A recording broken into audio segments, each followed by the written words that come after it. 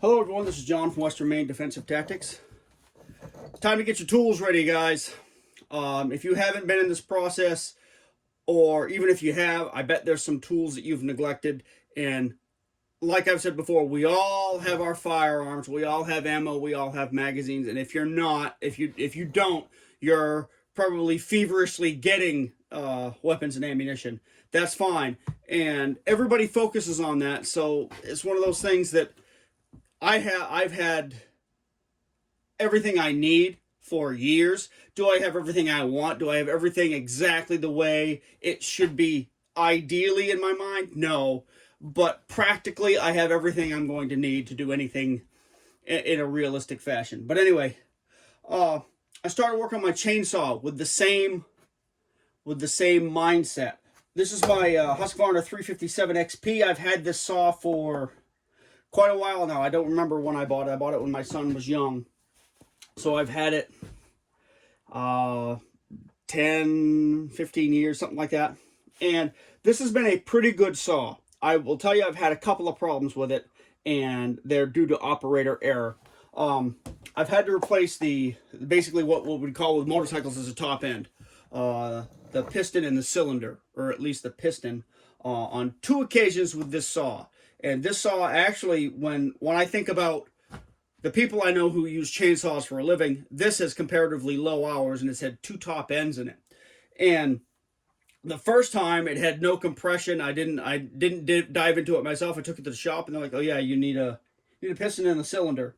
I said, "Why?" Like, "Well, it got scored." I'm like, "Well, how did that happen?" They're like, "Well, sometimes that happens." They replaced it, and I used the saw what I considered very, very little. I may have cut 10 trees with it, put it in the shop, and let it sit. And then I went out to use it again, and I couldn't get the stupid thing started, and it wouldn't run, or I could get it started, but it wouldn't run for more than 30 seconds. I took it back, and they're like, to a different shop, and they're like, "Yeah, you need a piston in the top end."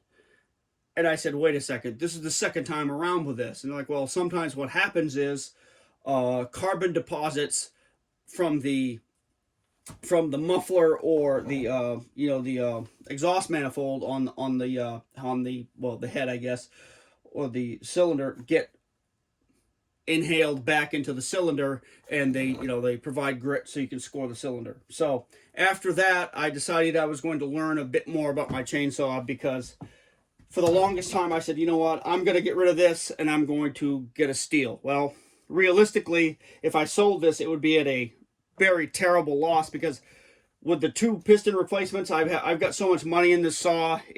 There's no way I'd get anything near what I actually have in it. So I decided I was going to go another route and stay with this saw, because I do like this saw when it runs, and learn about it and learn to prevent all that trouble. And the biggest part that I think happened that contributed to that was not keeping the damn thing clean. So I decided I was going to scrub this out stem to stern, which I did in the last couple of weeks. I've taken off just about everything that's removable. I've taken it off and cleaned the hell out of it. And through trial and error, I found out that the best way to do that, or the way that worked really well for me, was to spray it with carb cleaner. So take off this, hose it down with carb cleaner, let it soak, and then put it in hot water and a strong solution of Simple Green.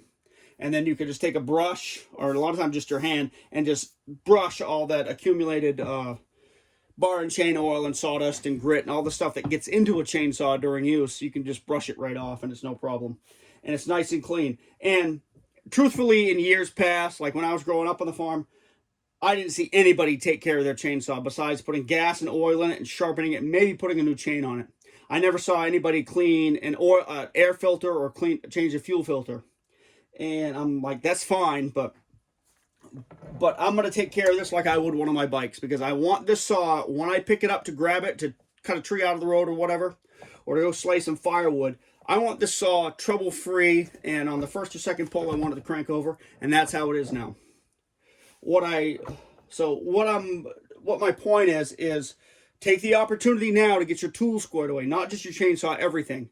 We talked about firearms a lot, and you've already done that process with firearms. Do it with your crucial tools, your vehicles, your chainsaw, all that good stuff.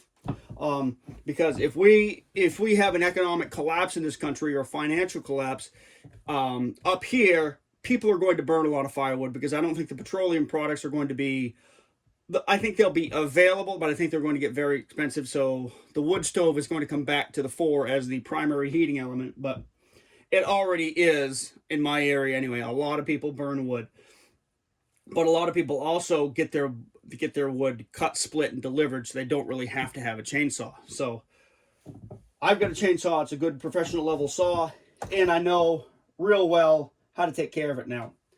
Something I recommend you have is have the tools you need to maintain it. File, saw guides, regular tools. Have some chains. More chains than you need. Those, if I buy 2 more chains, that's probably going to be all the chains I'll need for a lifetime. Have fuel filters, have air filters. Something that I hadn't really considered was air filters, because something I learned here in the last few weeks, and there's a bunch of different YouTube channels that really deal with chainsaws in detail, which I found very, very valuable. One is, I think it's Steve's Small Engine Saloon, a guy out in Wisconsin. Really, really excellent guy. I learned a lot about the details because growing up on the farm, you learn general things about taking care of chainsaws. This guy gets into the details of it and explains, hey, this is why these things are done, because it works this way. And he's got a lot of times some general information videos, but also specific ones. And where this saw isn't extremely popular because they don't make it anymore, it was really valuable. But anyway, square these things away. Oil filters, air filters, fuel filters. And what I was going to say is, I learned that I think it was in the first 3 minutes of operation, a chainsaw will breathe or use more oxygen than you do all day. And I was like, really? That's what started me thinking about cleaning these things. Because I'm like, well, if this isn't sucking in so much air and it's in a grit environment, because I haven't cleaned inside, your starter recoil and inside beside the air filter for 5 years, and it's all caked with gunk. I can't see what's going on with my chainsaw. That's not an environment that makes mechanical things work well. So no doubt some grit's getting sucked into the intake and on my piston and costing me money. So I'm going to keep that clean. I'm going to keep it fastidiously clean, cleaner than I keep a lot of other things, because this does suck a lot of air, and it's a tool that I don't use all the time, but when I grab it, I want it to work. Because, we've had, during storms, we've had trees go down in the driveway, we need to get to work or whatever. I want to grab that chainsaw and not have to sharpen it and tinker with it to get it to work. I want to grab it, pull the cord, and cut my tree. So another thing that actually happened a week or so ago was, I've liked this saw, the saga of it or some of it. And what I've always wanted, just like everything else I own, is when I get something I like, I'd like to have 2. So at a yard sale the other day, I happened to be tooling around. I got a motorcycle behind me, so I'm going to have to move awkwardly here. I happened to find this, which is a 357 SP Husqvarna chainsaw. It wasn't in nearly as good a shape as what you see now. The handle was crushed. The safety bar was busted. And I have both of those on order. I've also ordered a few other parts and went to the local saw shop, and he actually had quite a few of the other parts. It was missing the your throttle safety or whatever you call that thing, and the spring. Now, was it damaged in use, or did somebody remove it? Because I've got a couple of relatives that don't like these and they rip them right out. I like them because it's the saw I grew up with. So anyway, I found this, and it was basically crushed. But the engine was free. You could turn it over. So I bought it because I figured, well, the tank is good. The plastic is good. There's some good parts on here, and they'll fit right on my saw. They'll swap right across. So I was like, well, this is a good source of parts, because, if the guy wants $50 from it, that's a pretty good square deal. So I asked him what he wanted. He says, well, that's going to go cheap because it was hit by an excavator bucket. The guy dropped an excavator bucket on it and didn't want to mess with it, because he figured it was ruined. And so I said, how much? He said, $20. And I said, sold. But the only real flaws in this saw are a couple of these, your cooling fins were busted off. And so I was up to camp tinkering, and I took my little lunch break, and I I said, well, I'll start, because I had the saw in the back of the truck. I started messing with it, and I got the damn thing started. And so I started cleaning it when I got back home, and I started really looking at what was wrong with the saw, and there wasn't that much wrong with it. I had to replace the mounts for the tank here, this one, and the one that's up in here, because it was just a little loose, because I think the saw was either dropped, or when something fell on it, it stretched the spring out here. So this is a lot more solid. I've ordered this handle, I've ordered the safety, and I had to replace this and the spring and clean the hell out of it. Just like I said, the carb cleaner and Simple Green worked wonders on it. It's not the saw isn't, you know, cosmetically cherry, but very, very solid. I've sharpened it up, took down the rakers, and I'm just waiting for those two handles to come in the mail, and then I will have a duplicate 357 saw that I can take someplace else or use as a backup. It's awesome to have two of one thing, because now I can go out, verify part numbers, because the years on these are slightly different. They're within, I think, 5 years of each other. 5 years of each other. This is the actual newer saw compared to mine, because mine I bought quite a while ago. But I believe the piston and cylinder are going to be the same. So what I'm going to do is lay in a piston and cylinder, just in case I have to do another top end on either one of them, and a whole bunch of air filters and some fuel filters. And of course, I'll start stocking up on chains. But while we're talking about chainsaws specifically, there's another thing that I have seen for years, but just bought. One of these. I was never big on chainsaw cases because nobody used them when I was a kid, but I'm buying one for every one of my saws right now, because I like the idea of keeping all my stuff together. And look, if you look right over here, this is my old bar cover. I used to have my file and my tool taped to this on my saw, so I could just grab my saw and go, and I had everything I needed with, you know, gas and bar and chain oil. Now I'll have all that right in here, and it will protect the saw from getting dirty and dusty and all that kind of stuff. Yes, that sounds, the farm boy in me says, screw it, it'll be fine, because my saw is ridden in the back of my pickup for years and years and years, and I was fired up when I needed it. But you know what? That's not the way to bet. And if we're talking a situation that, like in our country, that's very likely to degenerate to a point where supplies and materials for repair aren't available, taking care of what you have and making it last forever, and having the necessary supplies to keep it up and running at an efficient rate that's going to be a pretty smart move, I think. That's why I started this process. And I recommend that if there's tools that you think are crucial in your area or in your environment, do the same thing.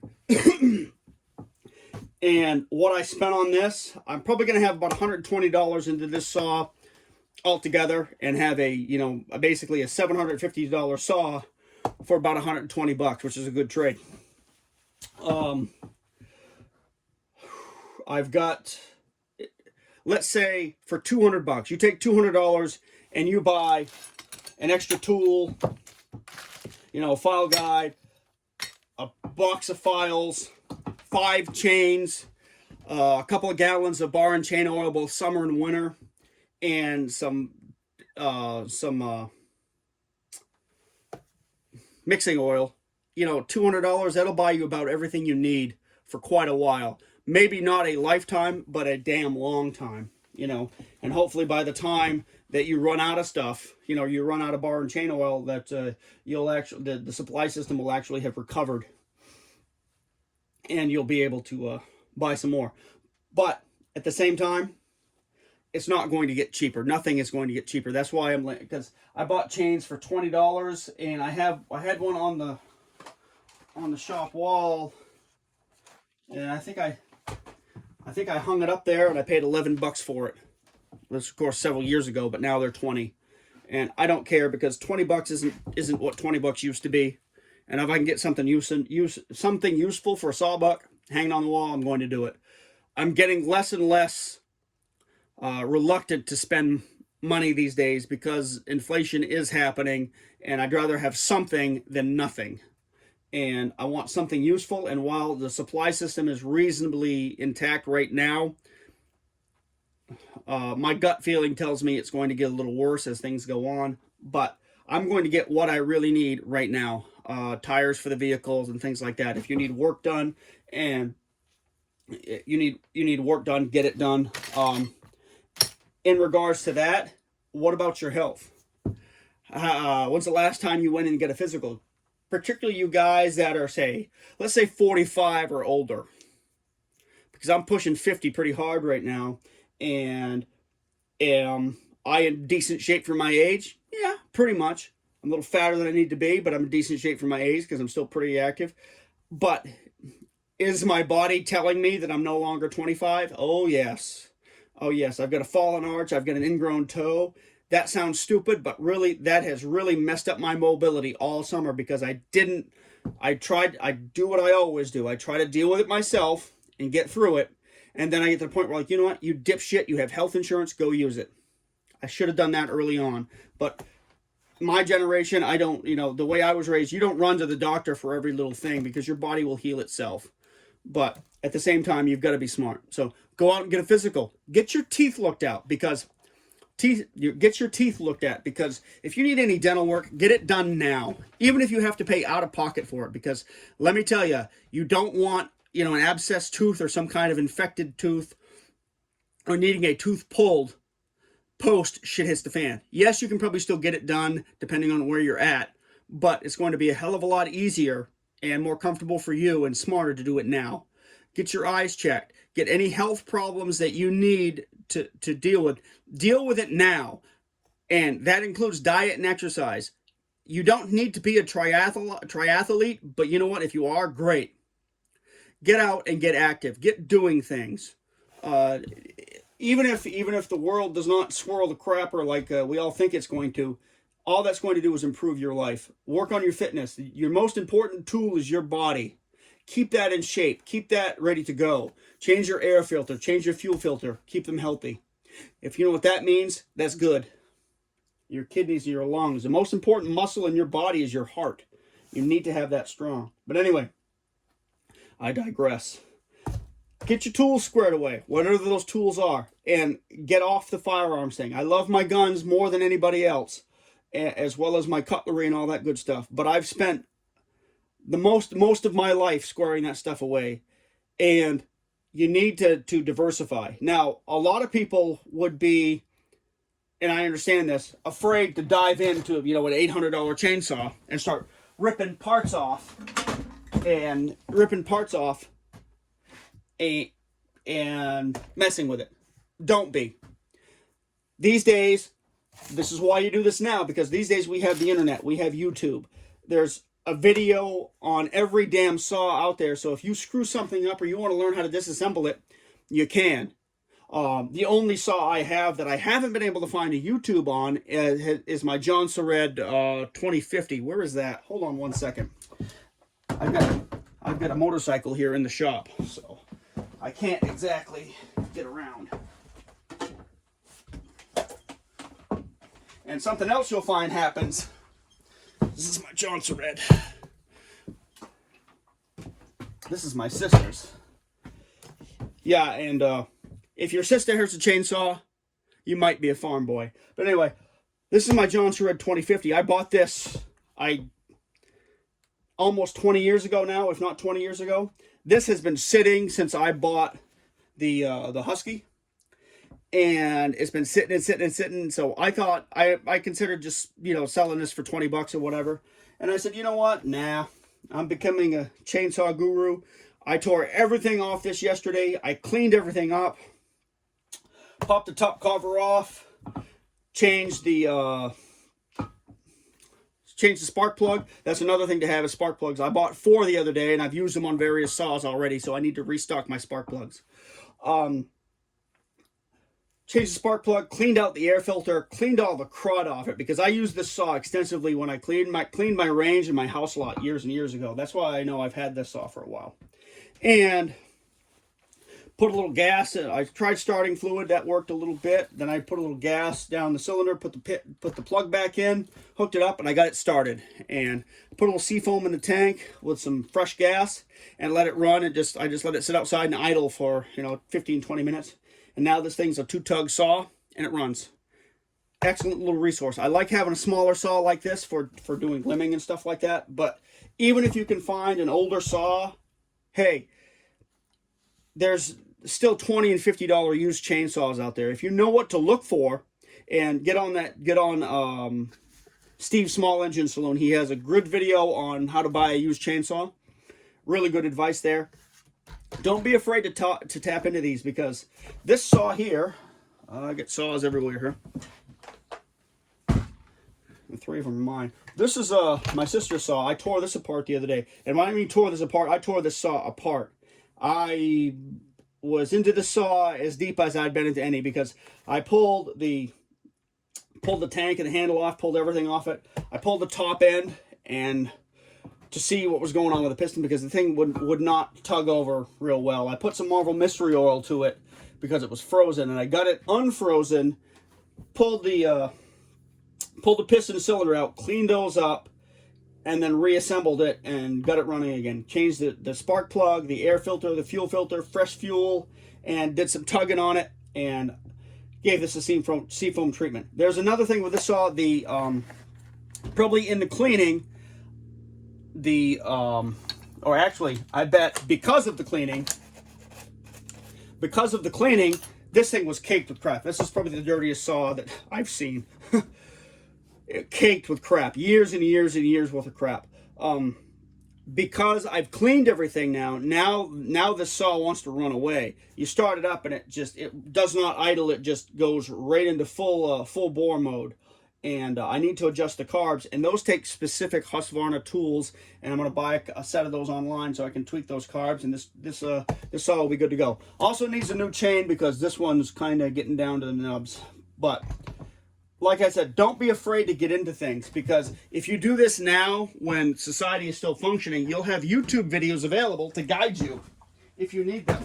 You'll also have people from local shops available to help you out. That's like I've said before, use your local gun shop, use your local auto mechanic shops and bike shops and things like that. Buy the things that you need through them. Yes, you can find it cheaper on the internet sometimes, but I bought mounts for that the XP I found at the yard sale from my local guy cheaper. And I brought in the ones I took off and said, hey, I need these. And he sat down, got on the computer, looked up part numbers, and dug it out from his extensive part inventory. And before I forgot, I said, hey, I need the throttle safety spring. He said, oh yeah, I've got one of those. Picked it right out of there. I walked out of there for less money than I was going to buy these online, and I walked out with them that day and fixed that saw that night within a couple hours. That is worth something. Keep dealing with your local people. They need the business. You need the knowledge, because if your area is like mine, we've got some people around here that are, good to deal with, and people that are less pleasant to deal with. But you know what? If they have the knowledge, they have the knowledge. And I've heard some interesting things about some of the people I've dealt with that don't reflect my personal experience, because I've said, talk to different people, like, hey, I'm going to go over here and have him work on my saw, work on this. I don't like him because he did this, he did that. But I go in, present yourself well, ask him tell him what you need done. He treated me well, so all I can do is judge him by my own experience. So anyway, get your supplies, your tools, box of files, bar and chain oil, mixing oil, air filters, fuel filters, spark plugs, all that stuff, wire brush, cases. Get all that stuff and get it now. An extra bar or two. But bars last a little while as long as you don't abuse them. Blah. But get all that stuff done and get it all stocked up now.